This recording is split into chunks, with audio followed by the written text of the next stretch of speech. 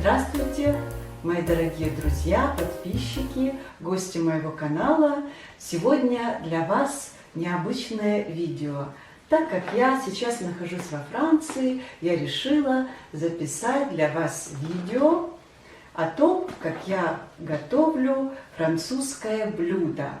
И мой выбор пал на всем известное, изысканное, королевское печенье под названием макарон. Кто же придумал это изысканное печенье? Существует две версии. По первой версии десерт придумали две монахини французского монастыря города Нанси, чтобы обойти диетические ограничения. А по другой версии печенье придумал кондитер Екатерины Медичи, которого она привезла вместе с собой из Италии. Печенье, которое мы видим сейчас в магазинах Франции в таком виде, придумал Пьер де Фонден, владелец кондитерского дома Ля Дюре. Он придумал его еще 100 лет назад. Нужно сказать, что печенье макарон во Франции стоит довольно недешево. Минимум одна штучка стоит 1 евро. Однако в домашних условиях приготовить этот десерт вполне реально. Для приготовления пирожного макарон нам необходимы следующие ингредиенты. Необходимо 30 грамм миндальной муки, я уже все взвесила и приготовила. Нам необходимо 50 граммов сахарной пудры, 15 грамм сахара, 30 грамм яичного белка, который должен состариться, побыть при комнатной температуре приблизительно сутки. А также для того, чтобы наши макароны имели цвет, я добавлю какао. Вы же можете добавить любые другие красители на ваш вкус.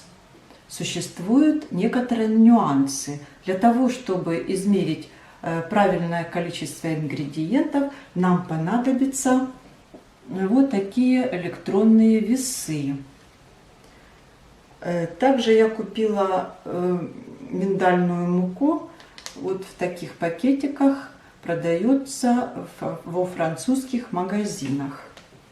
Итак, просеиваем миндальную муку вместе с сахарной пудрой и добавляем сюда какао.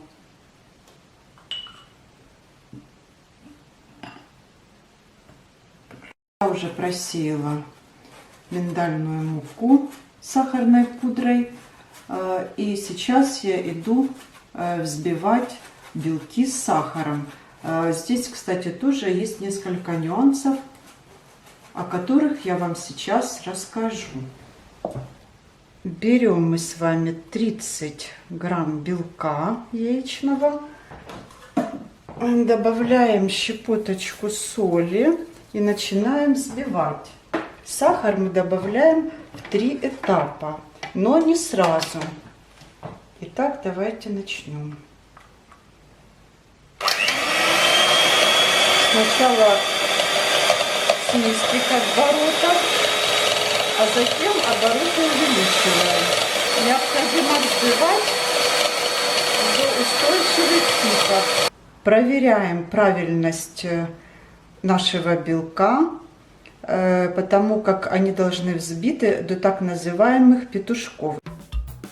И сейчас мы в 3 приема аккуратно, вот такими плавными движениями вмешиваем наш макаронаж, миндальную муку и сахарную пудру. Аккуратными движениями мы с вами вымешали необходимое нам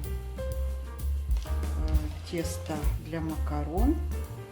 Вот оно должно плавненько стекать с лопаточки. Вот таким вот образом. И сейчас мы его перенесем в кондитерский мешок. Идем уже к нашему моменту,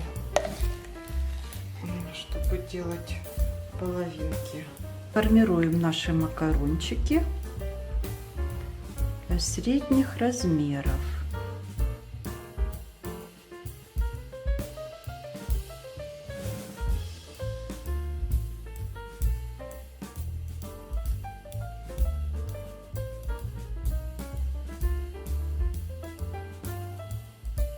Сейчас мы встряхиваем заготовки, чтобы избавиться от лишних пузырьков.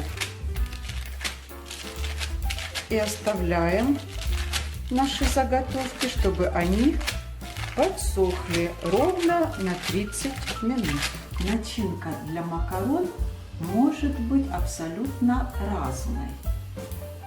Я люблю более натуральные продукты, поэтому я взяла вот курагу с орехами. Вы можете взять, например, и очень даже будет кстати, абрикосовый конфитюр. Он добавит такую приятную кислинку. Либо же вот у меня есть конфитюр персиковый. Дальше печенье уже подсохли. И сейчас мы ставим их в духовку, в разогретую духовку на 15 минут. Итак, дорогие друзья, половиночки я соединила, наши макарончики готовы.